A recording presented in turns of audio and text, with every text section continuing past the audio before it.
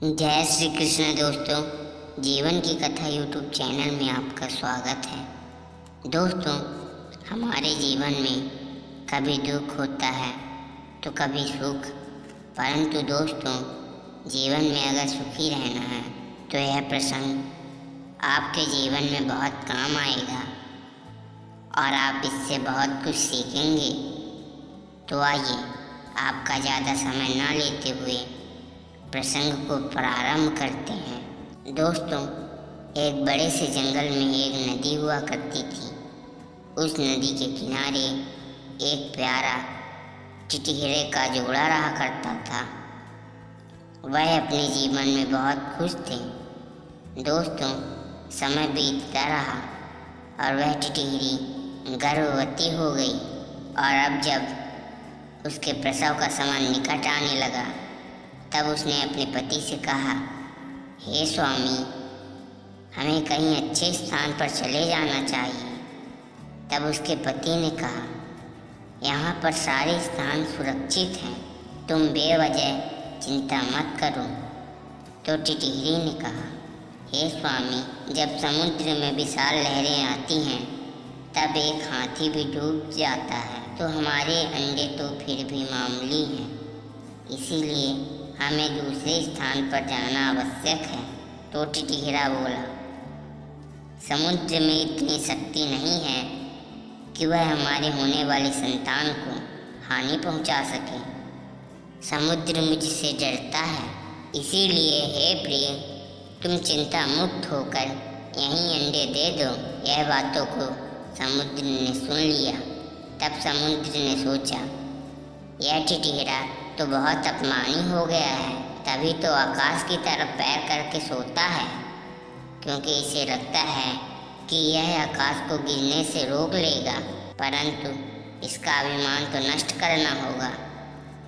कुछ समय बीता और तब टिटहिरी ने अंडे दिए, परंतु उन प्यारे और छोटे अंडों को समुद्र अपने लहरों के साथ बहा ले गया। यह देख टिटहिरी रोने लगी और कहने लगी, अरे स्वामी, मैंने आपको पहले ही समझाया था कि समुद्र हमारे अंडों को बहा ले जाएगा, परंतु आपने अहंकार के कारण मेरी बातों पर ध्यान नहीं दिया। अपने ही लोगों की बात पर जो व्यक्ति अमल नहीं करता उसकी दुर्गति ही होती है। इसके अलावा हे स्वामी, बुद्धिमान व्यक्ति तभी सफल होता है जो आने वाली मुसीबत को अनुमान लगाकर उसका हल ढूंढ लेता है। जो होगा देख लेंगे, ऐसा कहने वाले लोगों का जल्द ही विनाश हो जाता है। तब टिटहिरा बोला, हे प्रिय, मैं सब लोगों की तरह मूर्ख नहीं हूँ। आप मेरी बुद्धि को देखते जाओ। मैं अपनी चोंच में जल भरकर समुद्र को सुखा दूंगा। तो टिटहिरी ने कहा, हे स्वामी, समुद्र के साथ दुश्मनी बहुत भारी पड़ेगी और अपनी शक्तियों को देखकर हमें किसी से वैर करना चाहिए, नहीं तो आग में पतंगे की भांति जलकर नष्ट होने के समान है। बुद्धि के बिना किया गया कार्य हमेशा दुख ही देता है, इसीलिए समुद्र से दुश्मनी लेना तुम्हारे लिए हितकर नहीं होगा। लेकिन दोस्तों, टिटहिरा चोंच से समुद्र को सुखाने की बात को दोहराता रहा। तब टिटहिरे ने कहा, हे स्वामी, अगर आपने यह फैसला कर ही लिया है तो अन्य पशु पक्षियों से मदद मांग लीजिए, क्योंकि छोटे छोटे प्राणी मिलकर एक संगठन बन जाते हैं और बड़ा सा बड़ा कार्य आसानी पूर्वक हो जाता है। तब टिटहिरे ने कहा, ठीक है, मैं सबकी सहायता से समुद्र को सुखाने का पूर्ण प्रयत्न करूँगा। तब वह सभी पशु पक्षी के पास गया और सारी बातों को बताई। तो वह बोले, हम सब मिलकर भी यह कार्य नहीं कर सकते, किंतु हमारा मित्र गरुड़ है, वह कुछ न कुछ अवश्य करेगा। हमें गरुड़ के पास जाना चाहिए। हम सब उनके पास चलते हैं और उनको सारी बातों को बताते हैं। तत्पश्चात वह सब गरुड़ के पास गए और सारी बातों को बताया।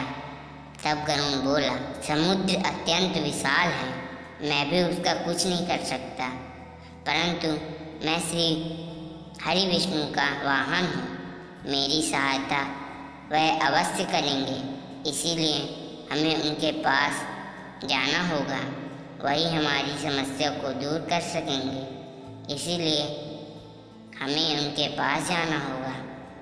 तत्पश्चात सभी पक्षी तथा गरुड़ भगवान श्री हरि विष्णु के पास गए और सारी बातों को बताया। तब भगवान श्री हरि विष्णु बोले, हे प्रीत टिटहरे, भूल तो तुमने ही की है, तुम्हें अपने घमंड पर बहुत गुरूर है, जिसके कारण तुम ऐसी समस्या में हो। तुम्हारे घमंड के कारण समुद्र ने तुम्हारे प्यारे अंडों को अपने जल समेत बहा लिया है। तुम्हें घमंड नहीं करना चाहिए, परंतु समुद्र को तुम्हें एहसास दिलाने के लिए कि तुम गलत हो, ऐसा बेकार कदम नहीं उठाना चाहिए, क्योंकि किसी भी माँ का बच्चा उनकी पूरी दुनिया होता है। उन्हीं बच्चों को समुद्र ने अपने लहरों के साथ बहा लिया।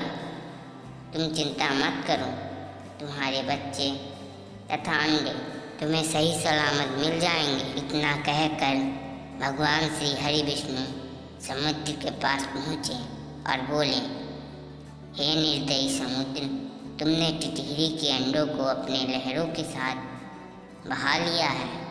मैं तुम्हें यह आदेश देता हूँ, शीघ्र अतिशीघ्र ही उन्हें लौटा दो, अन्यथा अच्छा नहीं होगा। भगवान श्री हरि विष्णु का आदेश पाते ही समुद्र ने अपने जल को समेट लिया। तब टिटहरी को उसके अंडे पुनः प्राप्त हो गए। दोस्तों, इस कहानी में टिटहरी ने अपने अभिमान के कारण समुद्र से दुश्मनी कर बैठा, पर इस पे गलती इन दोनों की थी। दोस्तों, समुद्र के द्वारा किए गए कार्य एक माँ के ममता को बहुत ठेस पहुँची है, इसीलिए वह दोनों भगवान श्री हरि विष्णु से माफ़ी एवं याचना की। दोस्तों, आपको तो पता ही होगा कि भगवान श्री हरि विष्णु कितने दयालु हैं, इसीलिए उन्हें माफ़ कर दिया। दोस्तों, अभिमान करने से कभी सिर ऊपर नहीं होता, बल्कि विनम्रता से सभी के मन और दिलों में बसा जा सकता है। दोस्तों, घमंड के ही कारण रावण, कर्ण तथा दुर्योधन जैसे महान योद्धाओं का विनाश हो गया। दोस्तों, आप जितना विनम्र बनेंगे उतना ही ज़्यादा आपको सम्मान प्राप्त होगा। दोस्तों, इस कहानी से हमें यह सीख मिलती है कि बुद्धि के बिना किया गया कार्य हमेशा ही दुख देता है। तो दोस्तों, आशा करते हैं कि यह प्रसंग आपको पसंद आया होगा। अगर पसंद आया हो तो एक लाइक कर दें, और अगर चैनल पे नए हैं तो सब्सक्राइब कर दें और कमेंट में ज़रूर लिख दें। जय श्री कृष्ण, राधे राधे।